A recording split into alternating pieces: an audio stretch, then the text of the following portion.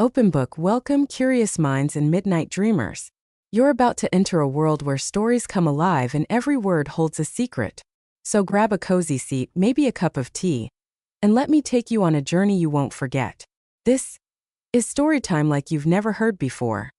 Crescent moon. As the late afternoon sun bathed the room in a golden hue, I was lost in the rhythm of tidying my bedroom when a soft creak from the door pierced the stillness behind me. I turned sharply, and there stood Ethan, silhouetted in the doorway, his gaze locked onto the object I held delicately in my hands. My heart froze in that moment. What's the best way to convey this message with clarity? The object drew eyes like a magnet, its presence anything but harmless. It loomed as a monumental presence, an undeniable force that commanded attention in every meaningful discussion. In a swift motion, I yanked it from the drawer, determined to restore order to the chaos lurking behind the cabinet. With unwavering certainty, I believed I had secured the door, sealing it against the outside world. Ethan, my stepchild, was only 23 years old. His return came as a shocking surprise in the dead of night. He labored at a local brewery, where the air was thick with the scent of hops and laughter. After his shifts, he would lose himself in the company of friends, their voices rising and falling like the frothy pints they shared. Long into the night, there he stood, a striking figure, tall and slender, with black hair cascading around his amused blue eyes, drawing you into his enigmatic presence. What could that possibly be lurking in the shadows? He inquired, his tone weaving a tapestry of intrigue and playful mischief, stirring a sense of unease within me. I released the item as if it had bitten me, my heart racing as I snatched a throw pillow from the bed, concealing it in a frantic attempt to erase its presence.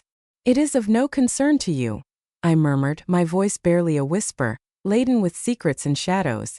A constriction gripped my throat, yet his face betrayed no hint of emotion, remaining eerily unchanged. He leaned against the doorframe, a surge of curiosity coursing through him, pulling him deeper into the mystery that lay beyond. "You don't have to fake your discomfort," he said, a hint of amusement dancing in his voice. "I have undeniably achieved that." Never had I encountered anything as extraordinary as that. A deep yearning washed over me, urging me to slip away into the shadows. The sheer audacity of this individual to stand there, unperturbed and nonchalant, while my life spiraled into chaos is nothing short of astonishing. I suppressed a chuckle, eager to dissolve the heavy atmosphere that hung in the air. Ethan shot back, his voice steady. "Mind your own business. Your presence here is unwarranted." Yet he remained utterly still. For what felt like an eternity, silence enveloped us, heavy and suffocating. He turned his gaze away from the pillow that rested in my hands, its softness a stark contrast to the tension in the air. His eyes locked onto mine, a piercing intensity that sent shivers down my spine. His gaze was piercing, stripped of the familiar easygoing or playful expressions I had grown accustomed to. This one persevered with an extraordinary passion and relentless determination. It was as though he had stripped away the layers of a mask I had donned, revealing a completely transformed soul hidden beneath. A wave of warmth washed over me, only to be swiftly eclipsed by a gnawing sense of regret. A grave error had been made. This was a grave error without a doubt. I was, for heaven's sake, the woman who had taken on the mantle of his stepmother.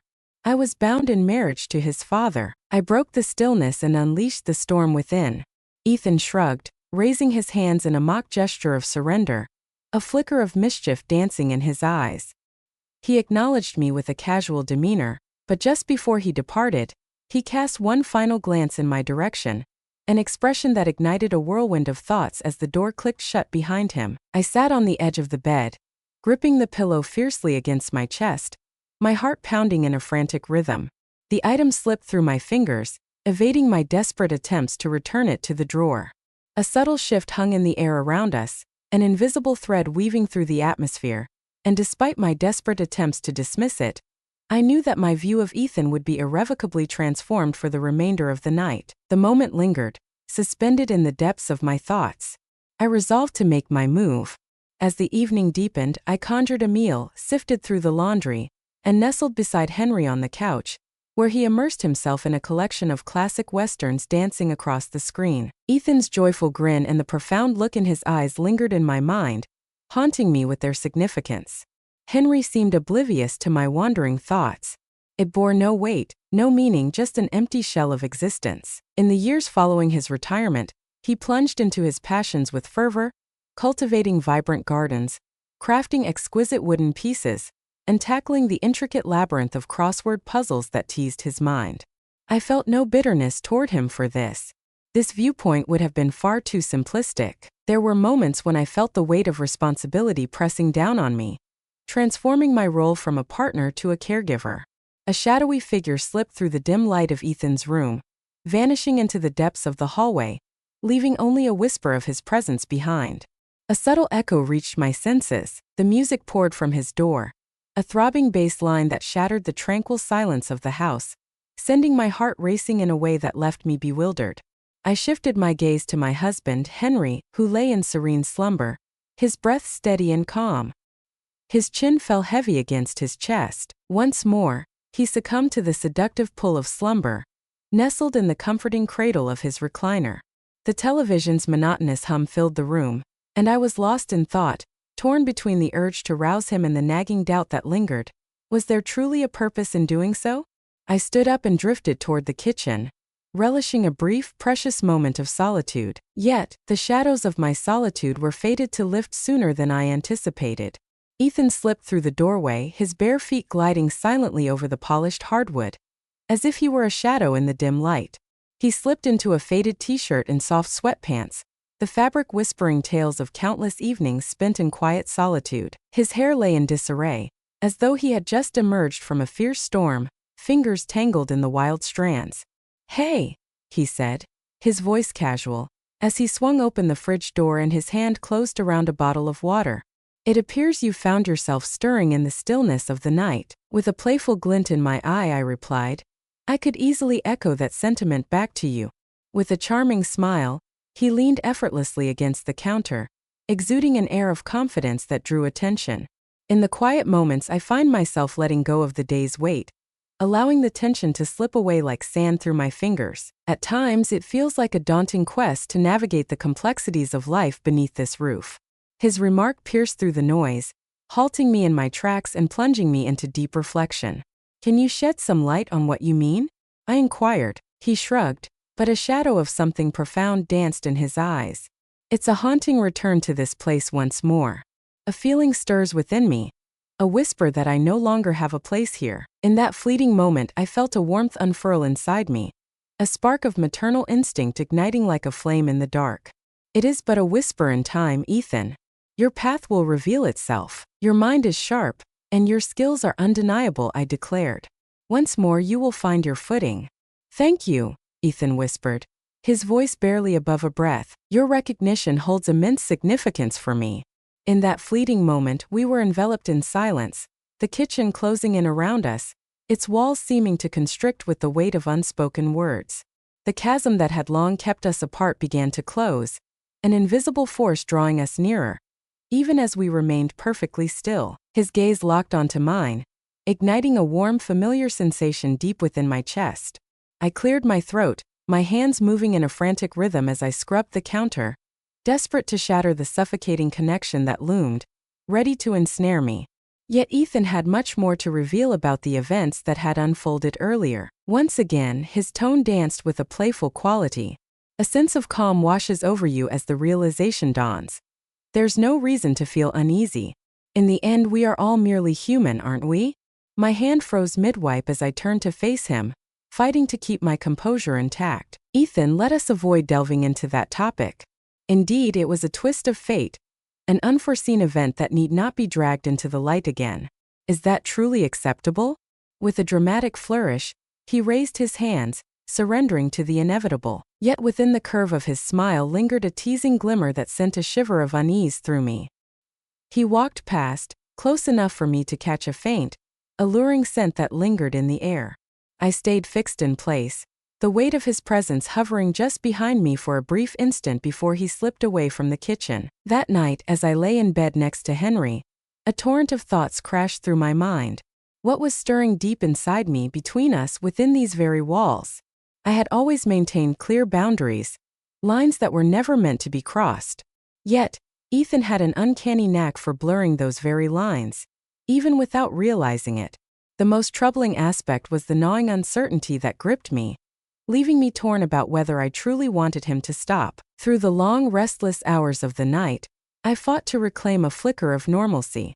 As the morning light filtered through the kitchen window, I embarked on my familiar ritual, skillfully preparing eggs, toast, and coffee for Henry, while simultaneously conjuring a vibrant smoothie for myself. As the door creaked open, Ethan stepped into the kitchen, the last to cross the threshold, a familiar ritual that marked the beginning of the evening's unfolding drama. His hair still glistening from the shower, he greeted Henry with an easy morning salutation, then turned to me, his warm smile igniting a flutter in my chest that sent my heart racing. We huddled around the table, the soft clinking of silverware creating a symphony that intertwined with the occasional whispers of conversation, each word swirling in the air like a secret waiting to be uncovered. Yet, beneath the surface, an electric tension crackled in the air each time Ethan's hand brushed against mine as we passed the salt or refilled our coffee cups. It felt deliberate, as if he were studying me with a newfound intensity. Then, with a gaze that pierced through the chaos, Henry, as anticipated, remained blissfully unaware of everything unfolding around him. After breakfast, Ethan offered his help with the cleanup, his kindness shining through in every word. Usually, he would have slipped away into his room or gone out with friends, so his sudden proposal caught me off guard. "You don't have to," I said, my hands moving methodically as I stacked the plates in the sink, the clatter echoing in the quiet room. "I want to," he replied, his hand already moving toward the dish rag, determination flickering in his eyes. We labored in silence for what felt like an eternity, but the air around us buzzed with an unvoiced intensity. In a fleeting moment, I reached for the glass, mirroring his movement, and our fingers collided in an electrifying encounter. Neither of us pulled away immediately. "You're unlike anyone else," he said, his voice a low murmur, as if sharing a secret meant only for her ears. "Can you shed some light on what you mean?" I asked, my throat tight with unease. He halted, his eyes searching deep into mine. "Our paths have yet to cross.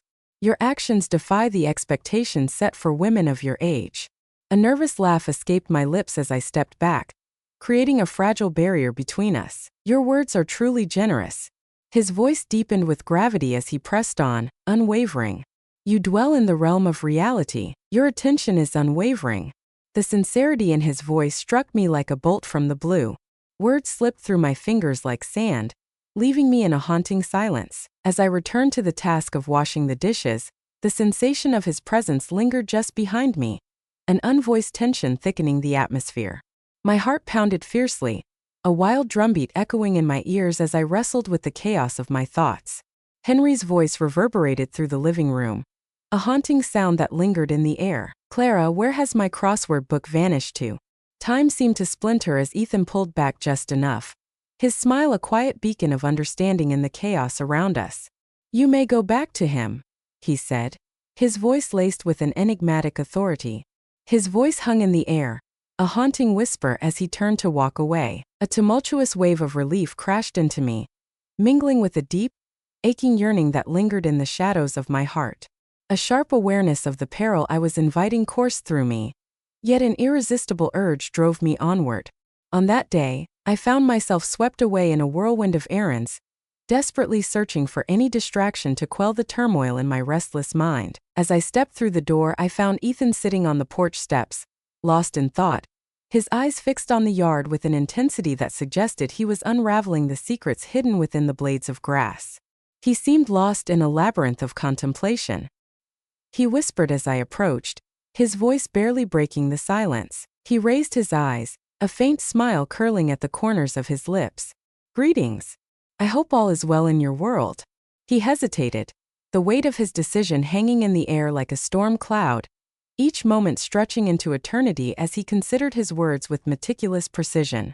As I sit in quiet contemplation, the weight of existence presses upon me, urging me to reflect on the path I tread and the destination that beckons in the distance. I nestled beside him, keeping a respectful distance, but close enough to feel the warmth of his reassuring presence enveloping me. "In the vibrant bloom of your youth, Ethan, the world stretches out before you, full of untold adventures and possibilities. Not everything needs to be figured out right now." "Perhaps," he murmured, his gaze fixed intently on the yard. After a heavy pause, he pressed on, "Do you ever feel that you were meant for something greater, as if you're caught in a web of fate?" His words echoed within me, stirring emotions I was reluctant to confront. An overwhelming impulse to comfort him surged within me, but deep down, I knew I couldn't embrace that idea myself. I placed my hand on his shoulder, giving it a reassuring squeeze that spoke volumes in the silence between us. "You're not trapped," I said, fighting to conceal the tremor that threatened to betray my resolve. In that fleeting moment, his hand wrapped around mine, and the sensation was unexpectedly intimate. I pulled back quickly, but the moment had etched itself into my very being. Another boundary slipped away into the shadows, lost to time. Doubt gnawed at me, leaving me to wonder if I still had the power to stop it once and for all. As dusk descended, the sky darkened into an ominous hue, signaling the imminent arrival of a storm. The air was heavy, charged with an electric sense of expectation.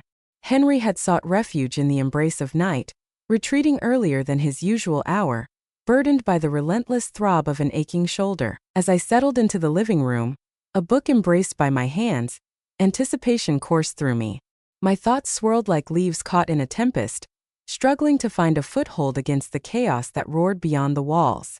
A restless energy churned deep inside me. Ethan moved through the kitchen, the sharp, rhythmic sound of the fridge opening and closing slicing through the heavy silence that enveloped the space. The delicate chime of glass against glass echoed in the air as he poured his drink, a sound that seemed to linger, drawing me into the moment. Moments later, he stepped into the living room, 2 glasses of whiskey held delicately in his hands. He asked, a single eyebrow raised in intrigue. My eyes widened in disbelief, caught off guard. At this hour, I usually resist the temptation to indulge. "Perhaps tonight is an exception," he said, a playful smile dancing on his lips as he extended a glass toward me, anticipation hanging in the air before I could even muster a reply. In a fleeting heartbeat, my fingers brushed against the cool glass, a sensation that sent a shiver down my spine. Ethan sank into the armchair across from me, his legs stretching out with an ease that spoke of relaxation. The lamp beside me cast a gentle glow over his face, highlighting the sharp angles of his jaw and the faint shadow of stubble that adorned his chin, creating an intimate atmosphere that drew me closer. "What book has captured your attention these days?" he asked, his gaze fixed on the novel resting in my lap. With a flick of my wrist, I brought it into the light. "A mere trifle," I declared. "There's nothing thrilling about it," he said, a smirk playing on his lips. "It's a battle within me to embrace that as reality." A soft chuckle escaped my lips as I savored the rich warmth of the whiskey, each sip a moment to linger in the shadows of the night. The burn provided a welcome escape from the escalating tension that hung in the air. For hours we remained enveloped in a tranquil silence, the storm raging outside our sanctuary growing fiercer, until he shattered the calm once again. His voice resonated with a soft, haunting quality. "Can I ask you something?" With a weary gaze, I turned my eyes toward him. "The answer lies in the details." He swirled the liquid in his glass, his eyes fixed on it, as if it held the key to his scattered thoughts. "Have you ever felt the suffocating grip of entrapment?" His inquiry caught me off guard, laden with an unmistakable weight. There were moments when I realized my voice slipped into a whisper, quieter than I had meant it to be. He lifted his gaze, and in that moment our eyes locked, a silent connection igniting between us. "There's a spark in you that yearns for liberation. Your spirit radiates with an intensity that defies all boundaries." Heat surged to my cheeks as I turned my gaze away, setting my glass down softly on the coffee table. "Ethan, it would be prudent to hold your tongue on such matters. What chains us in place?" he asked, his words hanging in the air like a thick fog.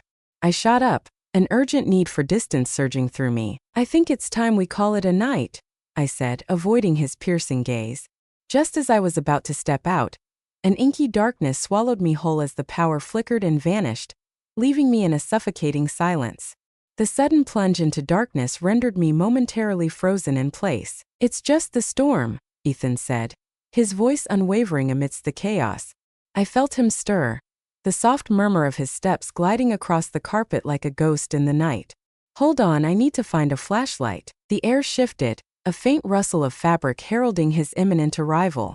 In the dim light, his hand grazed mine, sending a jolt through me as I gasped in surprise. "I'm sorry," he uttered, but his resolve held firm. His hand brushed softly against mine. And in that moment, the air around us crackled with an electric tension. I stood frozen, paralyzed by an unseen force. My heart pounded wildly, a frantic drumbeat that felt as if it echoed in the silence, daring him to listen. "Clara," he murmured, his voice a soft caress, barely rising above the hush of the night. I turned my eyes in his direction, but the darkness cloaked him in mystery. His presence wrapped around me like a soft blanket, a soothing warmth that pulsed in time with the cadence of his breath.